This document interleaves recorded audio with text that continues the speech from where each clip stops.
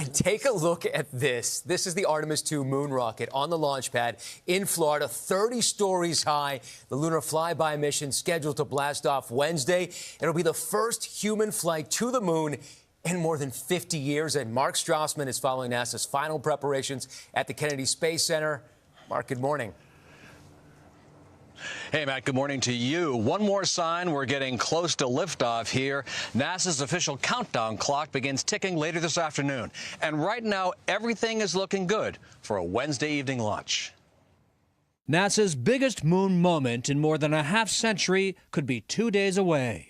We are getting very, very close. Sunday's update from NASA's Lori Glaze was unmistakably upbeat. Our flight systems are ready. The ground systems are ready.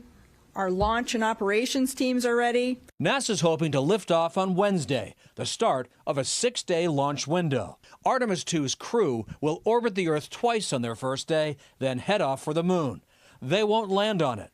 They'll fly around its far side, pushing farther from Earth than humans ever have, about 253,000 miles, before looping back to Earth.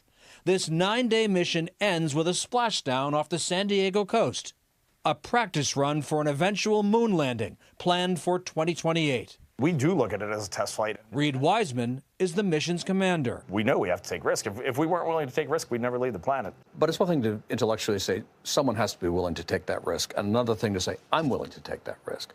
Why are you willing to take this risk? Right now on planet Earth, there's 4 people in a position to go take this risk, and this is what we signed up for. And myself, Victor, Christina, and Jeremy are in a position to go do that. We have to seize that moment. Something else everyone's keeping an eye on here is the weather. NASA's latest official forecast calls for 80% favorable conditions here, with a chance of clouds and of some showers. Everyone's keeping an eye on the weather everywhere, of course. And with more on that, here's Rob Marciano.